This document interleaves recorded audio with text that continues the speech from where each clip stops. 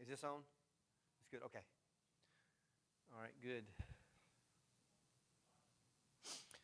All right, guys. Well, good evening, and I'm glad that you're here. If you're in person with us or if you're catching this online, thank you for being here and being a part of our midweek Bible study. And so we are still doing our The Bible Has Answers kind of series, which we've been doing it for a while. I'm going to add some more things to that just because I've kind of went through most of our questions that people have sent in. But if somebody sends one in and we want to go back and revisit that, we can do that. But I'm going to try to lay out some new stuff as we go through on Wednesday nights to cover some other areas. So I think that'll be helpful. And then kind of working on one for Revelation and the kind of an eschatology, which is the study of the end times, and looking at kind of the four main views of that and kind of how people get there, like using Scripture to each view.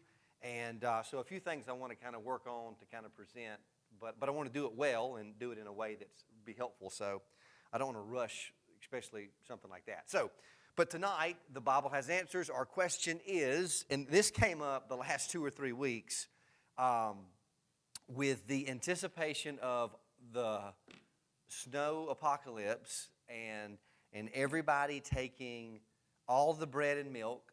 I mean, milk goes bad, so I don't understand why I had a guy in Ingalls, and he had 7 or 8 gallons. I'm like, what are you doing, freezing it? You know, I didn't understand that. But the question is it okay for a Christian to be a prepper? That was the question that was asked, but we'll talk about several aspects of that, because the word prepper is a pretty broad term as far as like being ready for some event or something to happen. But with all of the stuff that's happened, including the wildfires in Los Angeles, you know, when you think about, well, am I kind of prepared for something that may happen? Is that a good thing or a bad thing for the believer in Christ? And so we'll look at some things, and then we'll talk about kind of some specific stuff. And so, but since this is a real practical question, I'll answer it kind of practically, and then I'll kind of give you a couple personal stories, and then kind of how I think about this as a Christian as we do this. And so I was reading some statistics in the New York Times over the last 4 or 5 years, and people were being asked. They polled several thousand people, and they were asking them, would you identify as somebody who is prepared with maybe money or resources to survive or be able to help out your neighbor and your extended family? Like, are you prepared to do that, or are you just kind of day to day, I'm just kind of here, hopefully I make it to the next day as far as provisions go? And they were asking all these people in the New York Times, and they did some surveys with FEMA, and they found that around 20 million Americans would identify as somebody who would label themselves as a prepper, somebody who is prepared for possibly a long-term issue, be it war or some survival situation, that they would kind of say that. Now, I'm sure within the spectrum of those 20 million people, there's a huge range of like, I'm prepared for a few days, to I have a doomsday bunker and a tank that I rebuilt, and I can live for 50 years in the vaulted basement that's completely nuclear missile proof, right? So you have all spectrums of people kind of on the thing. So here's kind of the question too. I just wanted to kind of answer this. Some of you may know this or be aware of this. Some of you may not. But what is prepping? Like, what does that mean for a Christian to prep? Now, obviously, everybody in here would probably say what? Everybody needs to be prepared, right? Right? Everybody would say that. But when you use the word prepper, it's like, okay, well, that's kind of taking it to like another level. Like you've evolved into something a little bit more than just going, hey, my family, I have the basic essentials for them. So, and by the way, prepping is roughly an $11 billion industry just in the U.S. So from survival stuff, now that's with everybody in the U.S. purchasing this stuff, but anything from firearms to ammunition to food storage to water stuff, all that stuff, shelters and camping stuff, like all of that kind of that people are wired to that. It's a pretty large industry. And I feel like it's kind of on the rise when anything bad happens in the world, because then everybody's like, hey, there's a war going overseas. Do you have 6 months supplies of food? You know, freeze-dried goods in your basement? And people kind of, I think, out of fear go, well, I just need to stockpile this stuff, right? Which is exactly what happened during COVID. Like, as soon as, do you guys remember the few weeks when COVID was first hitting? And it was like, everybody's going to die. We don't know what's going to happen. There'll just be bodies on the street. And so everybody went to the store and they got all the soup and all this toilet paper. We spent a week trying to find toilet paper. I was like, you got to be kidding me. Like, like on shift as a trooper, I'm like running to Walmart going, I'm just browsing. Is there any in there? Do y'all got any in stock? I'm talking to the manager like, y'all going to get any in? And people just kind of immediately, even with something that wasn't necessarily as big as nowhere near what they thought it was going to be, people flooded to the stores and bought stuff. So prepping, and I got this from a website that kind of looks at this stuff. It says prepping is creating plans, gathering resources, and developing skills to overcome emergencies, disasters, and survival situations. The scope of preparedness is large and up to the prepared individual, ranging from a simple power outage or some apocalyptic event. So you can kind of see if somebody says, I'm a prepper, that could range from, hey, the electricity went out because a tree fell, we're going to be a day and a half without power. Do we have basic things to take care of our family and ourselves and our neighbors if they need it in the event something happens? Or some foreign country has encroached on our land and now we're just like surviving because our grid is down, something like that. So you kind of have a lot of different kind of, I guess, ranges of that. And so I was looking up, I was curious, I was like, where did it begin? Like, when did people start in the U.S. go, we're going to prep? Because the word prepper, it's almost kind of like, I feel like the rest of the world is probably like, has been doing this, right? Like people, like our ancestors were like, we have to be prepared because like winter's coming. And like for us, it's like, well, it's no big deal. We'll just flip the heat on. You know, like we don't think about things in terms of, okay, now, like most people are not busting firewood for 2 months before winter hits so that they have their full amount for the winter. Like that's just not your average American. Some people do, but most people are like, I can just turn the heat on. Or, this is really kills me, you go to the gas station and you can just buy firewood for $5, like the pre-cut little cords of it. And I'm just going, that's just crazy. Like Dollar General's like, you need some firewood, you just can go get it. Some, you know, John brought it up on a truck a minute ago. And so it's just interesting that like, that stuff is already pre-done for us. So much of like I'm just going to bushcraft, kind of rough it and like, you know, build a whole log cabin in the wilderness out of a fallen oak tree. That's just not really, for most people, that's just not even like a thing that you would even really ever have to do. So you have people that take this to intense extremes.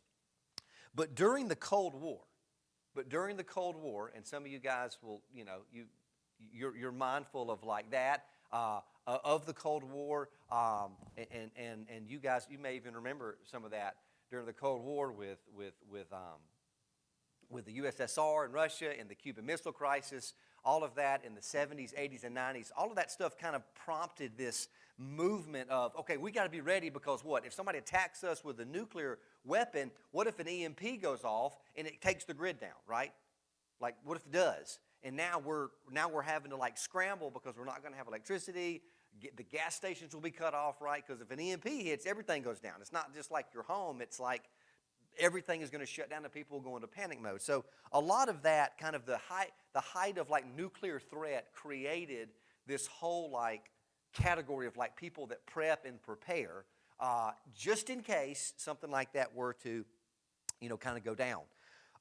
And so the U.S. government, this was crazy. I was looking up articles from like the 60s and 70s, and the U.S. government was telling people, if you can afford a bomb shelter, you should probably do it. Which I thought was kind of crazy because we always think of the government like, just don't panic, everything's going to be okay. But like the government actually, and I'm going to show you this from a couple of websites, ready.gov is one you can go to. So if you're just like, I have no clue what I even want to kind of like think about as far as like being just a little bit prepared, ready.gov is a website from the U.S. government that goes, hey, listen, we can't help everybody. These are things that you need to have as an individual. I'm talking like pages and pages of stuff that they're recommending that people do to be ready in case something were to happen. I'm talking everything from active shooter telling you that you may, I mean, this is on a government site. You may have to use scissors or a knife and neutralize or kill the person. Like that is on the site. And I'm going, what? Like that doesn't sound like what we get in mainstream media, but like the government's also like, hey, you need to be prepared and, if there's some crazy event. So I think the reality is that they know that they're limited in what they can do in helping you. So I would just say this, for the most part, if something crazy happens, you're probably, especially if it's happening to everybody, like stuff in LA with the forest fires, you're the first person, you are your own first responder. Do we agree with that? I mean, you may have help coming, but you need to be thinking, well, what if nobody comes? Especially if you have a family, kids, that's something to be thinking of too. So before we kind of get into this, because y'all, I really enjoy kind of the thinking and mindset and being a former trooper like y'all, we always were responding to stuff all over the state to give aid and assist. And I tell you what, the people that were prepared and were thinking about this were always a huge asset to law enforcement because we weren't having to go get them. They were able to help go get other people. So I'm going to kind of make an argument for that as we get here. But let's talk about this before we kind of get into any type of prepping, because ultimately, if you're preparing for something, you're trying to be ready so that when stuff happens, you're in a good position to maybe not overcome it completely, but make it manageable and help other people. But firstly, let's just talk about this. What is our hope? Like ultimate hope. Like forget you got freeze-dried food and a couple of gallons of gasoline, but what is our ultimate hope? Because I think that has to be the foundation. Because all of this, I mean, if this is good, then this could all be taken away and you're still good. So that would be my urge to anybody listening online tonight, that your hope in Christ must be essential and firm, and that has to be the bedrock and the foundation for everything else that we do. So 1 John 5:13-14 says this, I write these things to you who believe in the name of the Son of God, that you may know that you have eternal life. Like I write this to those who are believers that you may know, that you are confident that you have eternal life. So if that's the case, then what? If you die tomorrow or next week or next year, people may be sad, people will come to your funeral, it will be sad, but what can all those believers do? They can rejoice because you are with the Lord. That's good. That's just a good thing. And this is the confidence that we have toward Him, that if we ask anything according to His will, He hears us. I mean, such a beautiful text. You have eternal life, and when we ask the Lord anything that is in alignment with His will, He hears that and provides it. Like, that's just a wonderful thing. So even if you don't have all the preparations in place, if you know Christ and you're rooted in Christ, then really there's nothing that you cannot overcome. I mean, there's just nothing that will stand in your way. So 1 Peter 1:3-9 says this, Blessed be the God and the Father of our Lord Jesus Christ. According to His great mercy, He has caused us to be born again to a living hope through the resurrection of Jesus Christ from the dead. So He has caused us to be born again. It is His causation that we are born again. It is because the Father pursued us that we can call on the name of Jesus, who was raised from the dead, to an inheritance. Notice this, to an inheritance, because what is something you're kind of protecting if you're prepared? Your stuff, right? You're protecting your stuff, your home, your house, your bank, whatever. Money that you may have saved up for whatever, any day. All that stuff. But it says this, that if you're in Christ, that you have an inheritance. To an inheritance that is imperishable. So this is something that can't be snatched. It's kind of the similar when Jesus goes, listen, don't store up for yourself riches on the earth, right? Moth and rust will destroy it, and thieves will break in and take it. Like put up for yourself treasures in heaven. Like do things that are kingdom-oriented, that are Christ-oriented, to an inheritance that is imperishable, undefiled, and unfading, kept in heaven for you, who by God's power are being guarded through the faith for a salvation ready to be revealed in the last time. In this you rejoice, though now for a little while, if necessary, you have been grieved by various trials. So he's saying, you may be in a situation, as were Peter's audience, that you are being persecuted, that there's not maybe the best outlook for your future, but you can rest assured that you have an inheritance in heaven, that God has guarded, that Christ has secured, that is not, it can't be taken away, it can't be defiled, it can't be smothered, it's not any of those things, but that it is guarded. In this you rejoice through now for a little while. If necessary, you have been grieved by various trials, so that the tested genuineness of your faith, more precious than gold that perishes, though it is tested by fire, may be found to result in praise and glory and honor at the revelation of Jesus Christ. So I'm just going to say this. Listen, if you're going through a trial or some type of hectic period in your life, part of that is by, look at me, part of that is by God's design to test your faith. Right? Listen, it does me no good to have an item, whatever it may be, right? I used to be bad about, I would get an item that was really kind of cool, and I was like, I don't really want to use it. So I built Stephanie a farmhouse table. And I told her it wouldn't take long, but it took me like 2 years, which long is relative, you know. I mean, it's not 10 years. So, but I was a little nervous about kind of starting the project because I'd built other things, but that's like a pretty big, long thing. It's a big endeavor. There's the top of the table, and then there's the base of the table, and then there's getting the wood for the table just right and joined right and glued in and everything cut and routed and sanded and stained and polyurethane. There's just a lot of process to that. And then when we finally get the table, we get it inside, and I was like, let's just put like a big old, maybe just like a quilt over the table because I don't want it to get dinged up, you know.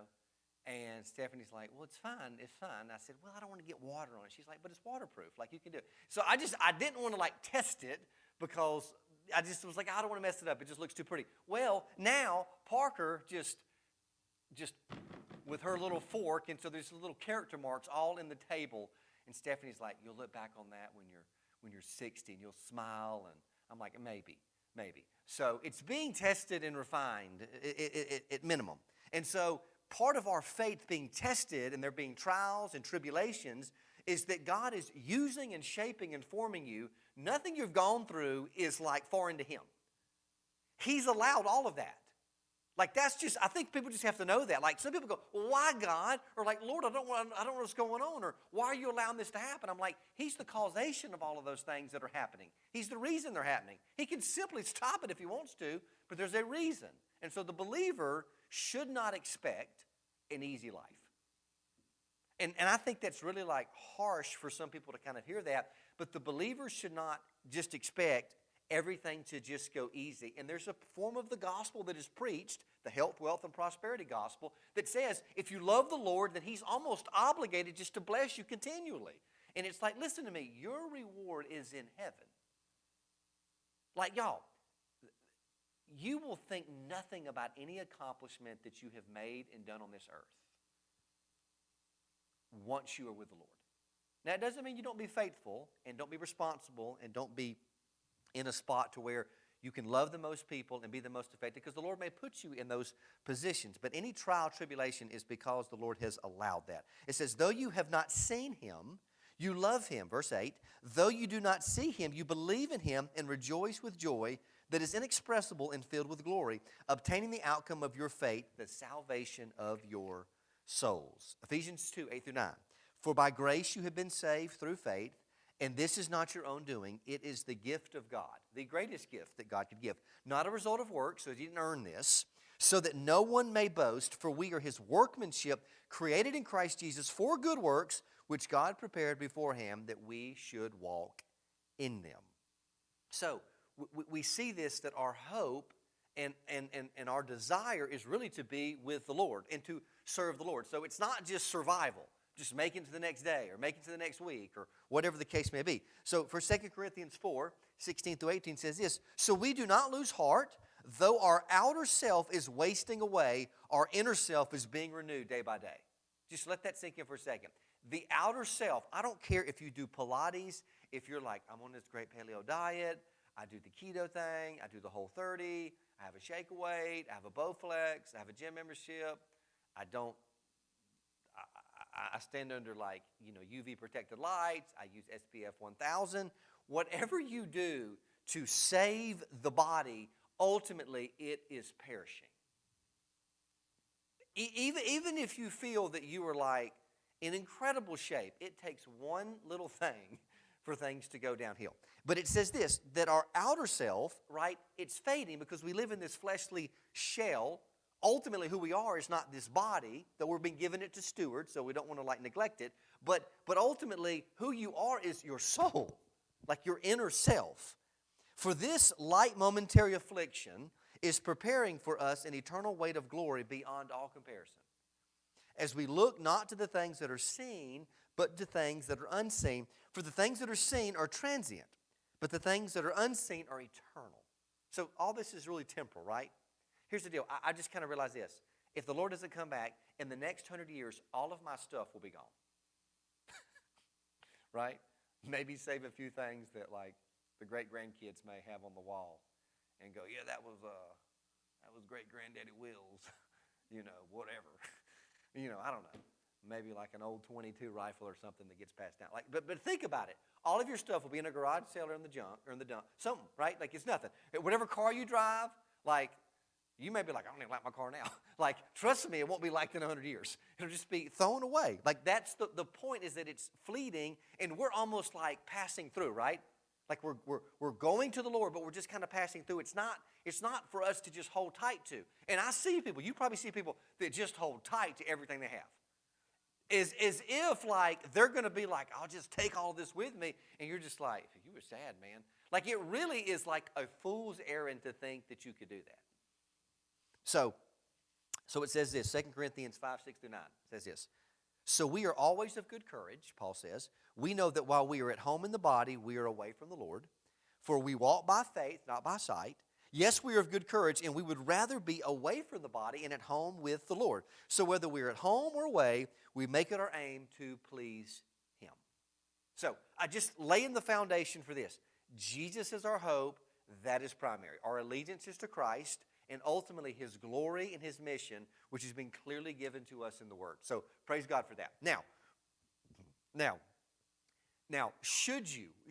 The question is, if you're a Christian and you're born again, you've been saved from the wrath of God. Jesus has absorbed that. He has imputed His righteousness to you. You were with the Lord. You were His. Then ultimately you are eternally prepared, which means what? Good to go. Like you can just have confidence. Everything that you know tomorrow can just come crashing to a halt, and you can be like, the Lord is good, and He is always with me forever. So that's a good thing. Now, that's primary. But let's just say this. Though we heavily trust in the sovereignty of God, and it's the pillow in which I lay my head on every night, because if not, I'm just going to go bananas thinking that, like, I have to change everything or the world is going to stop because something crazy happens. But no, God's hand is a part of all of those things. And we're not fatalistic. Because we believe in the sovereignty of God so heavily, and the Scriptures teach that God saves us and chooses us and elects us, we aren't fatalist. Meaning we're not just like, well, just whatever, man. Who cares? No need to evangelize. No need to work. Like, we don't believe that, right? If you just said, I'm not going to work today, what's going to happen when the 15th or the 1st rolls around? You're not going to get what? See ya, and you're going to be hungry. It's not just like, all right, Lord, just, zap it down. Like, that's not happening. So we have to go, there is human responsibility along with God's sovereign will that's over every single thing. And so you operate in that. When the gospel is shared, this is another kind of example, when the gospel is shared, right, the Spirit of God is working in what? You're telling people about the Lord. So Jesus is drawing people to Himself, His people, His church, through what? You speaking the gospel. Like, you see how that kind of works? Like, so He's using you to reach people, but it's not really you reaching people, it's Him reaching people. So it's like, but you're the vessel. But here's the deal. He doesn't need you. If he didn't want to use you, He wouldn't use you. So like, you get to be a part of the ministry of reconciliation. So I say all that to say this. That doesn't mean that we just kind of walk around going, I guess we don't need to do anything. That's not true. That's not true. We had a little incident earlier with some trackage of stuff into the church, into the back. And let me tell you something. If we just were like, you know what, Lord, you just take care of it. Like, it wouldn't be good. Like, we had to what? Go get the stuff, and we had to help clean this up and get it outside. Like, there was a lot of steps in that process to what? To make that, we will just say wrong. We will make that wrong right. And so we had to fix that. The point is this, is that we are not walking around just like we have no clue, like bumper cars.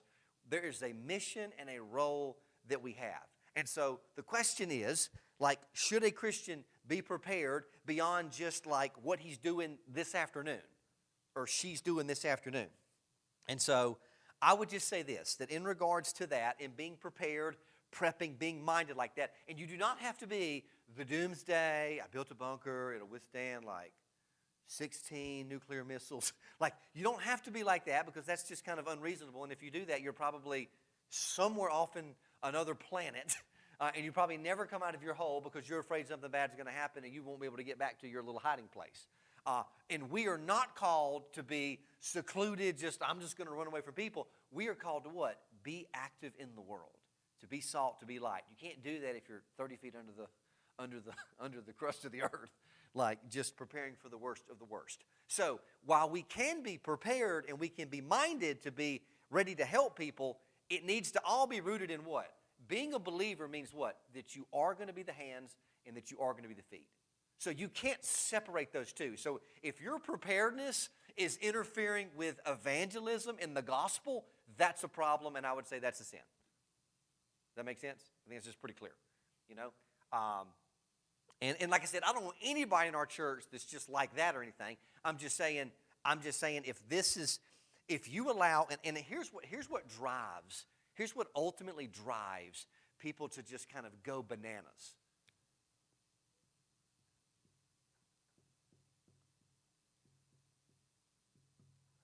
And who loves to do that? I'm going to just tell you this. Some of you, maybe somebody online needs to hear this because I need to hear this. Some of us just need to take a break from social media and the news. It does nothing but create fear and uncertainty. Because here's the deal. You guys know as well as I do. I'm not even speaking about the government. I mean, the government does what they're going to do. But I'm talking about media and the things that really like pop in your face. Breaking news, breaking news.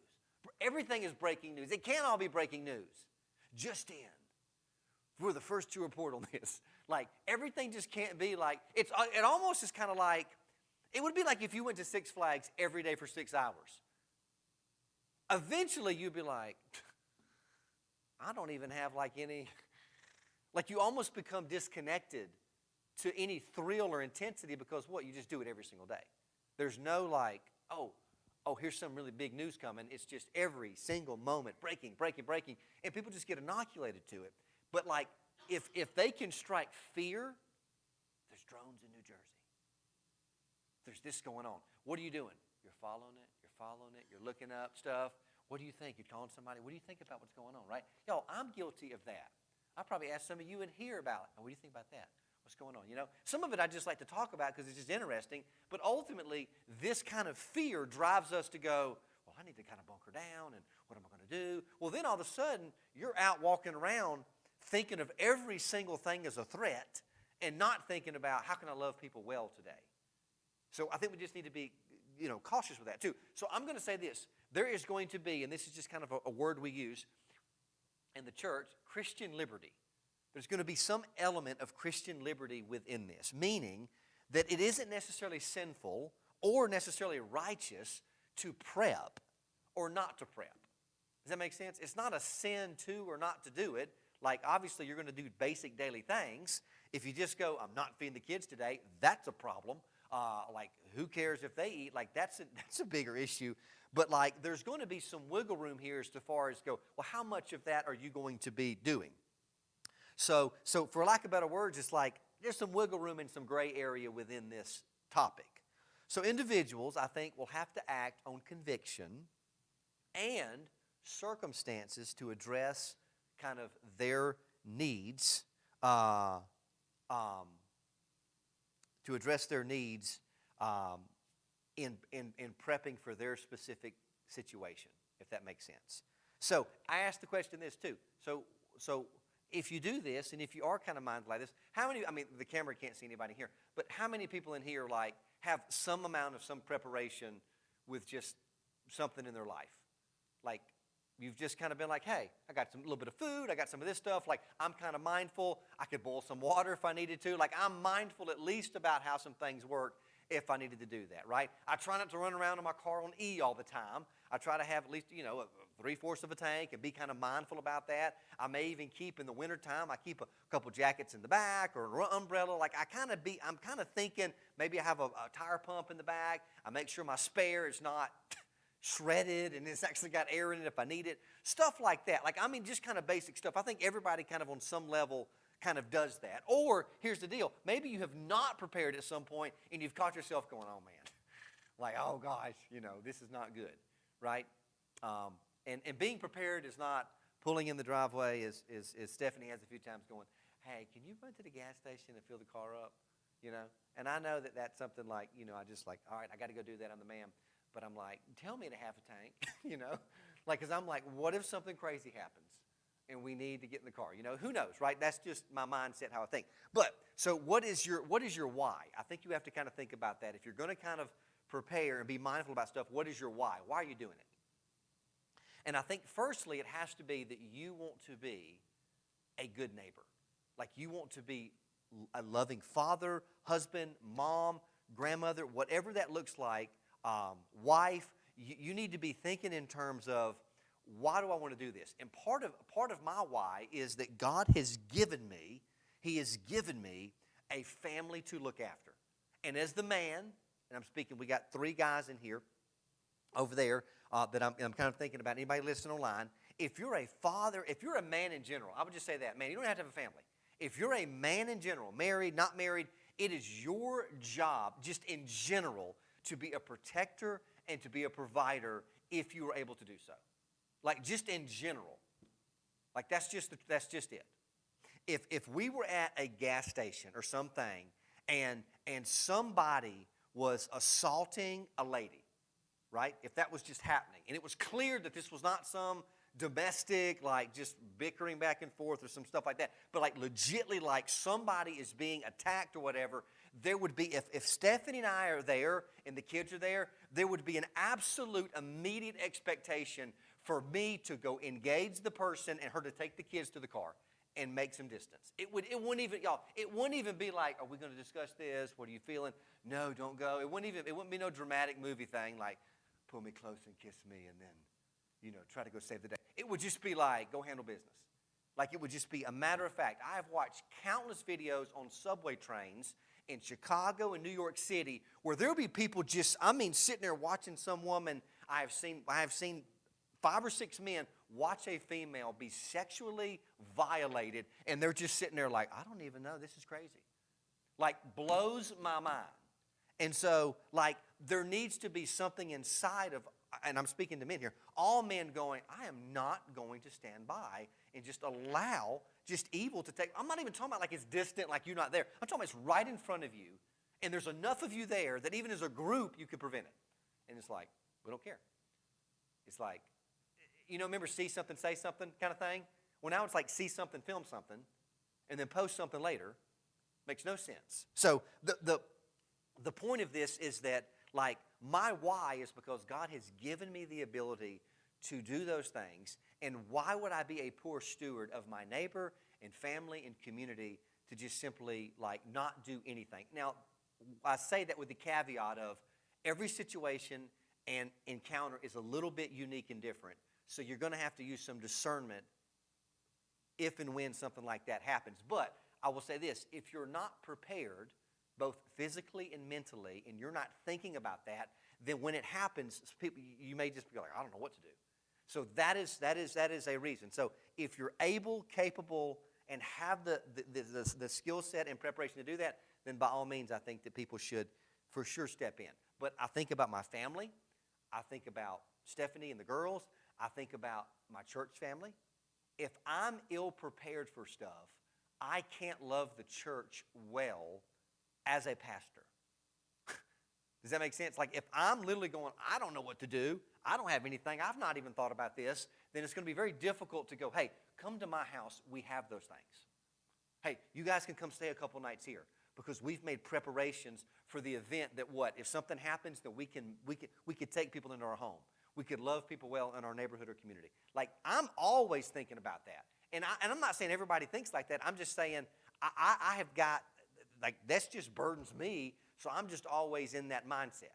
That doesn't mean everybody is, but I'm saying start to think in terms of not just me immediately, but everybody around me that may need something. So, and listen, maybe an elderly family or somebody older down the street that just doesn't have any family. Who's coming for him? Y'all, the wildfires in L.A., I'm sitting there looking, they were just like going door to door. They're old people. They're just dragging out of the house, out of the bed because they couldn't get out.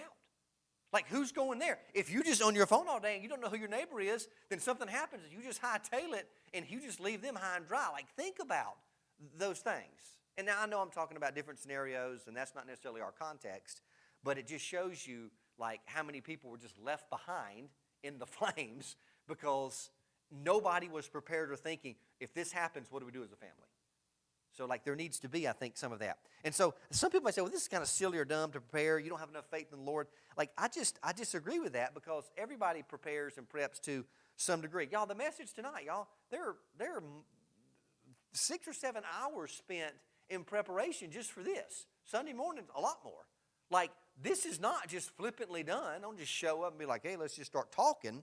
Like, there is preparation that goes into that. If you're going to interview for a job, there's preparation for that. There's a resume, how you dress, how you present, who you're talking to. You may research the company so that you know stuff. It would be goofy for you to be like, hey, man, I just walk in, what's up?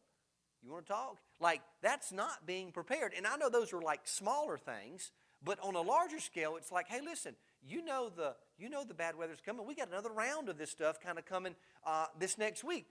I mean, listen, the time to do anything is like, you know what? As soon as the first flurry hits, I'm going to run to the DG. Negative. That's not good. You and every other person in Haralson County in Alabama, they're going to do the same thing. So just be like, let me just think about this. Because here's the deal. When I prepare early, it's way less stressful for me when it happens.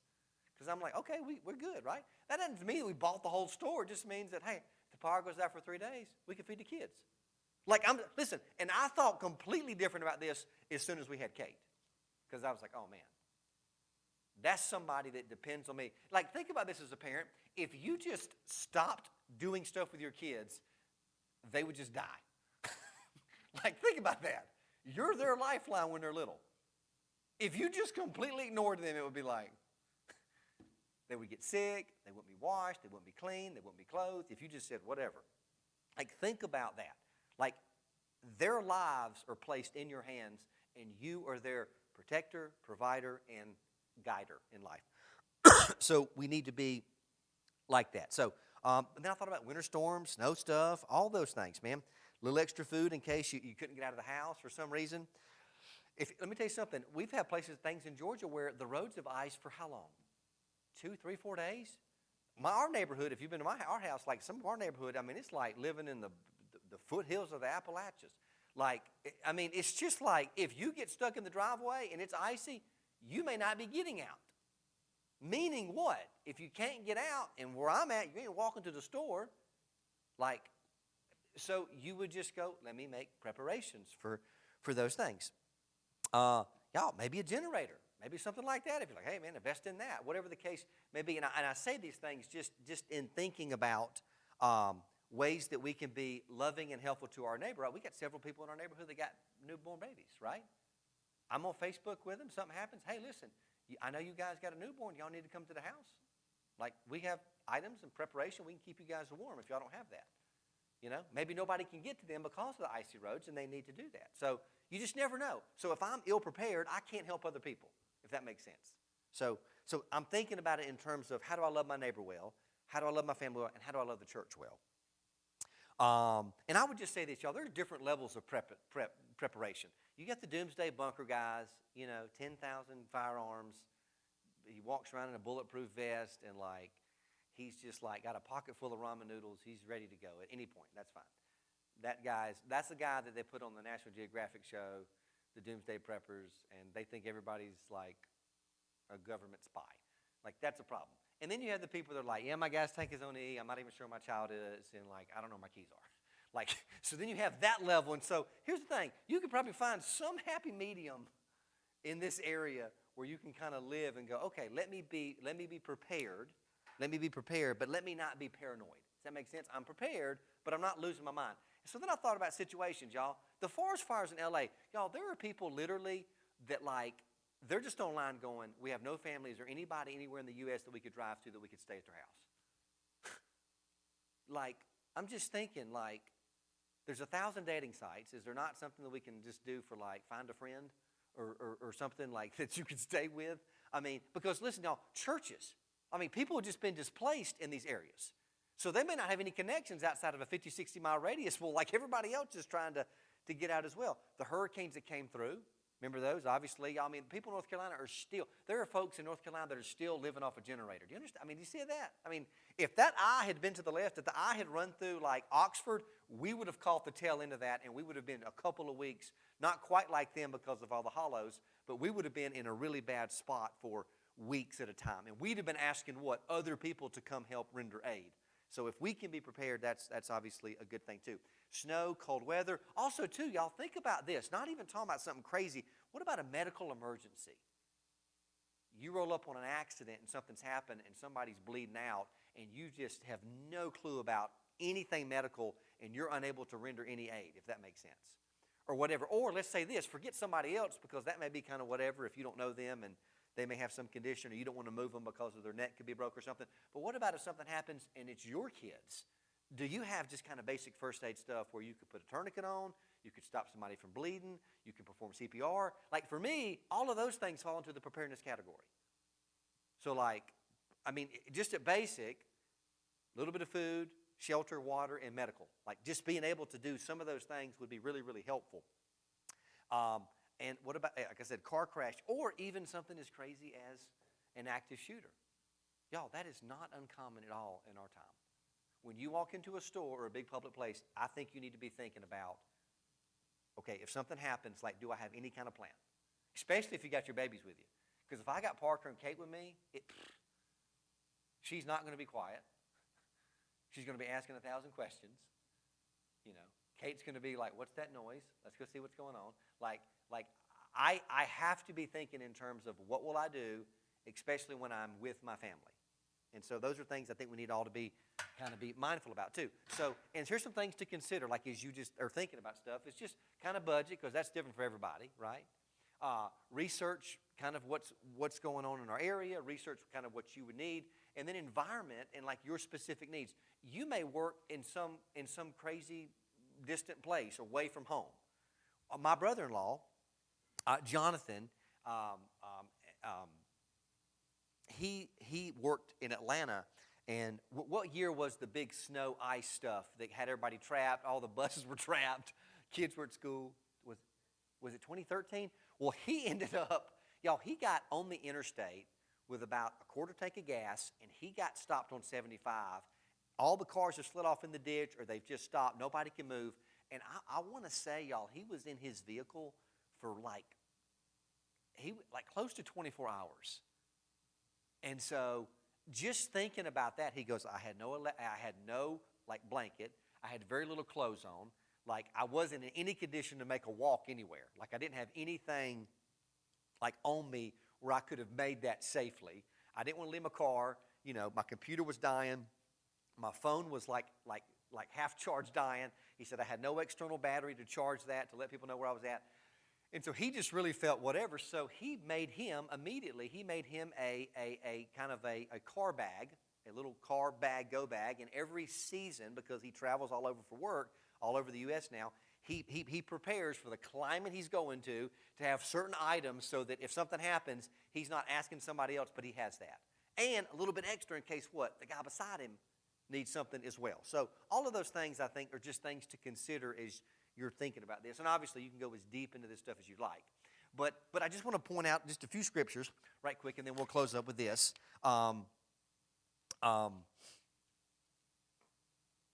That talk about preparedness, right? Because our hope is in the Lord. That's where our hope is. If Christ has saved us, we're good.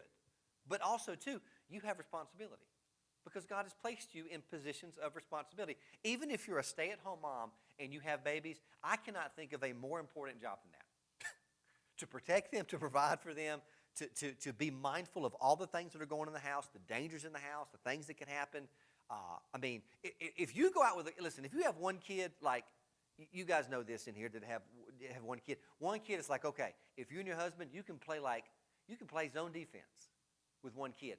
You get two kids, now you're playing man-to-man. And then if you get beyond that, then, good luck. It's crazy. And so when you go out somewhere, there is no we're just going to run to the store and run out. There is just no such thing as that. There's no such thing as just a quick trip to Walmart. Like, it is an excursion. It is an adventure. When we go somewhere, we pack the whole car. I'm like, what do we need all this for? I mean, and then we were potty training, so we got potties in the back everywhere. We got little things, we just got stuff, just like a whole mobile, it's like an RV in the back of our SUV. And so, like, we have to be thinking about those things. And God, I think, desires and has designed us to be mindful about those things, because if you're ill prepared, like, there are repercussions for that. If you did not plan well, there are repercussions. Genesis 6, 18 through 22. So we talked about this not too long ago in our Genesis series. It says this in regards to Noah. It says, "But I will establish my covenant with you, and you shall come into the ark, you, your sons, your wife, and your sons' wives with you, and every living thing of all the flesh. You shall bring 2 of every sort into the ark, and keep them alive with you, and they shall be male and female, of the birds according to their kinds, and the animals according to their kinds, of every creeping thing on the ground according to its kind. 2 of every sort shall come into you, to keep them alive. Also, take with you every sort of food that is eaten, and store it up. It shall serve as food for you and for them." And Noah did this, and he did all that God commanded him. So God commands Noah to build the ark, and to bring the animals in, and to stockpile it with food. Because there is what? A flood coming. Not that anything that we would ever deal with is like the flood coming, but just the idea that God did not go, "Hey, Noah, everything is just here. The food's already out. The ark's already built. You just roll up in that thing." Like, he spent years, as we discussed, possibly 60 or 70 years, building the ark. There is preparation. And you need food for the entire time you're there. 371 days they're on the ark. So, like, they have to have all of these essentials, food for them and food for the animals. So the point is this, is that God doesn't just say, "I'm going to take care of all that." No, this is the task. Be ready. Be prepared for this. Noah said, "Okay, I'll do all that you've commanded." When I think about Joshua and preparing for the fall of Jericho, it says this in Joshua 1, 10 through 11, "And Joshua commanded the officers of the people, pass through the midst of the camp and command the people, prepare your provisions, for within 3 days you are to pass over this Jordan to go in and take possession of the land that the Lord your God is giving you to possess." So obviously God is going to what? Give the enemy into their hands, but what does he tell them to do? Prepare. Get your provisions. Be ready. Like, there's an element of what? This is not just all done for you. You must do some of these things. And there are repercussions if you just choose to not do those things. Proverbs 21:31. I love this. I love this. I love this. This was something that is a trooper I would just kind of like be thinking about before we did any kind of large, whether it was serving warrants or whether it was doing something with felons or if we're chasing somebody or whatever. And I just remember this. It says this, Proverbs 21:31. "The horse is made ready for the day of battle." Meaning, who is preparing the horse? What you're riding on, what you're doing, your equipment, all of your guns, all of your vehicle stuff is in order. "For the horse is made ready for the day of battle, but the victory belongs to the Lord." So, like, you're going to have to go and actually participate in the fight, but ultimately it is the Lord who gives the victory. Like, man will do his part, like I'm doing my part, but ultimately the outcome is who?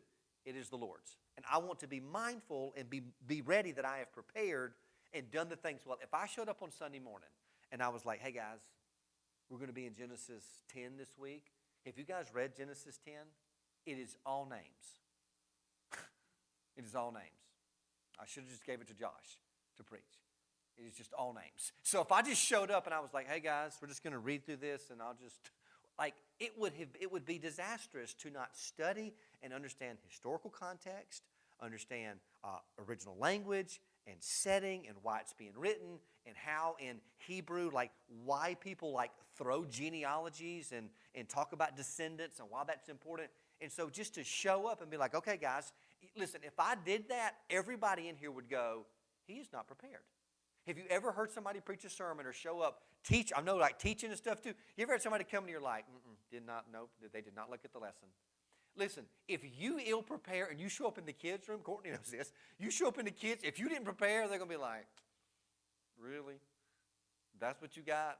Like, you may confuse us once or twice, but eventually they're like, yeah, he didn't really look at her stuff. Like, people will know that. And y'all, and I'm guilty in the past years in ministry ago that I would show up not really prepared, thinking I could just kind of do it, and everybody in there would just go, mm-mm. Well, at that point, you've kind of cheated the room. You know what I mean? Not to mention, if you're dealing with the scriptures, then the Lord is like, really? This is, you prepped for that thing the other day that was secular, but not for this, which is instructing people for salvation.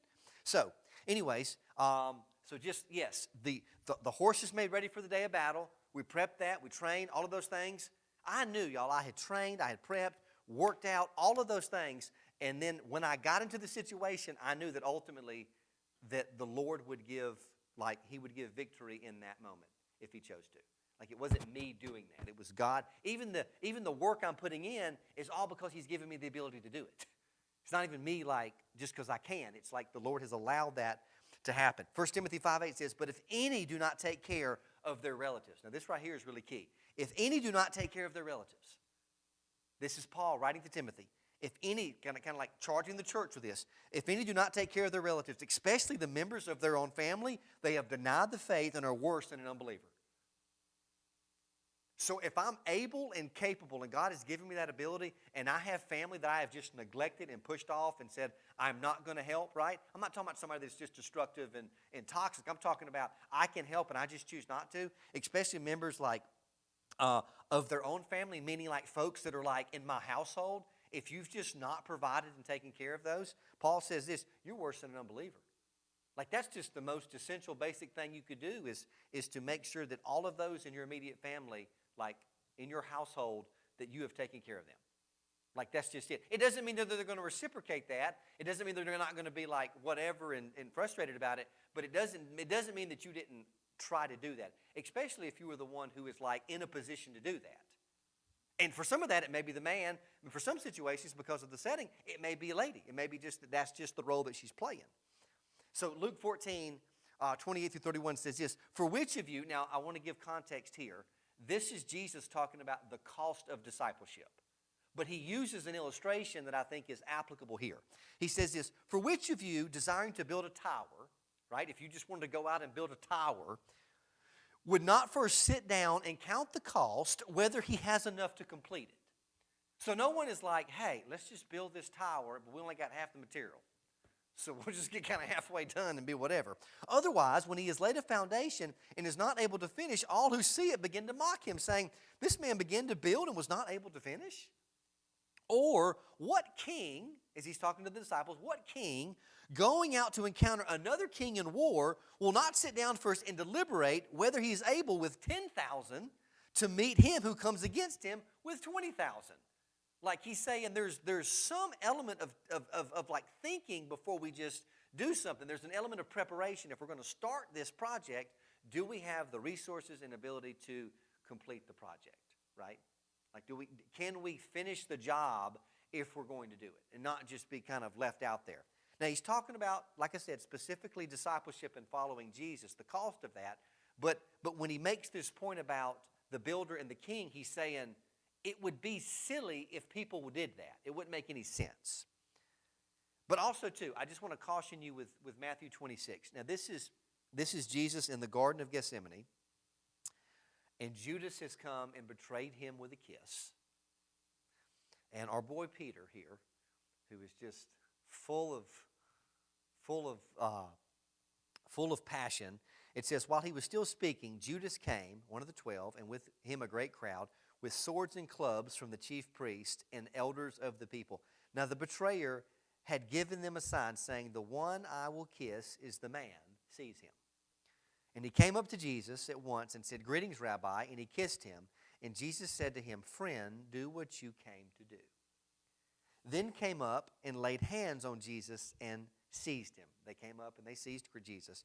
And behold, one of those who were with Jesus stretched out his hand, drew his sword, and struck the servant of the high priest and cut off his ear. Now, we know that that is Peter from the other Gospels, but it says this, then Jesus said to him, put your sword back in its place. So obviously, Jesus did not have a real issue with him having a sword, right? He didn't have an issue with that. But he says this, for all who take the sword will perish by the sword. Other translations say, those who live by the sword will die by the sword. Do you think that I cannot appeal to my Father and he will at once send me more than 12 legions of angels? Now, in that context, Jesus is what? He is going to the cross to pay the penalty for sin. So, that is not going to be thwarted because Peter jumps up with his sword and wants to, play the hero and save Jesus. Jesus would have to and must go to the cross to redeem sinners. That had to happen. But I want to just kind of point this out to say this. There is a time and a place for all those things. Does that make sense? There's a time and a place to where it's appropriate to do that. At this point, it was not appropriate to do that, and he should not have done that. Jesus doesn't need defending here. He's perfectly capable of that on his own. And so I would just say that we need to be mindful that there's a time and a place for engagement in different things. And part of that is you being discerning situation to situation. That's perfectly fine. Here's the deal. Peter had the sword, right? There was preparation. It wasn't the right time to use the tool. It's not the time, Peter. Don't do that. So you can have the things, and then at discretion, or as the Lord convicts, or as situations arise, use those things to love your family well, to provide for them, to protect them. Because here's the deal, y'all. Right now, I'm providing and protecting for my daughters. I'm not there yet, but at some point, what? They may be over there doing the same thing with their husbands for me. So, I'm not going to be 38 forever. I'm already kind of feeling it every single day. Things are going close, it get closer to 40. It's everything starts to hurt, and recovery's longer. It just happens, right? And I live a fast, I just go hard all the time at everything I do, which is slowly wearing on me. But at some point, the tables will turn, and my daughters will be the ones looking after me. And I want to prepare them so that they're prepared to look after me, right? Remember that. The ones you're raising are the ones that are going to take care of you at some point. So I say that to just be mindful that use discretion and discernment in those times. And then also, too, Paul says this, 1 Corinthians 6:12, and then we'll close. He says this, all things are lawful for me. I can kind of do whatever I would like to do. But not all things are helpful. All things are lawful for me, but I will not be dominated by anything. So you can prepare, but do not make that preparation an idol. And do not think that preparation will save you or save souls. It is simply to love your family, to take care of needs, to love your neighbor, to love the church, and to provide kind of momentary relief in times of distress. And I will tell you this right here. Here's one reason why I do this. If I'm able to provide a physical need for somebody, I have noticed this, that most of the time they are more receptive to the gospel after I meet a physical need. You ever thought about that? So if somebody says, hey man, can I get something to eat? I can give them $5 and walk off, whatever. Or I can say, let me take you to Chick-fil-A. Can I sit down? I'll buy you number one, and can I just hear your story? So once you have done that, do you know how receptive that person would be to listen to what you have to say? It's kind of hard for people to understand and hear the gospel if their belly is growling. So Jesus, all the time, you see this all throughout the Gospels, he will meet a physical need of somebody, and then he will give them living water.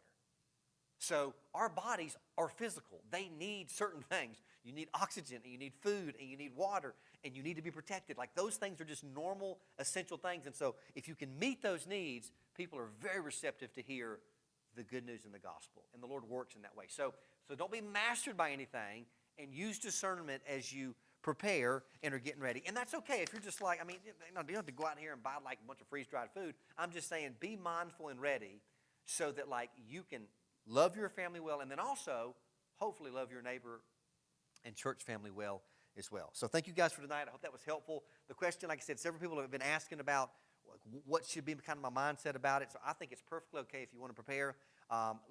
Let's not be mastered by this, and let's not go crazy. Our hope is ultimately in the Lord, but also too, God has given us resources and put us here to be a faithful servant to people and not to be a burden on other people. I want to be a giver of things, not a receiver and taker of things. So that's why I try to be as prepared and in that mindset as I can. So, guys, we love you guys. Thank you for showing up tonight.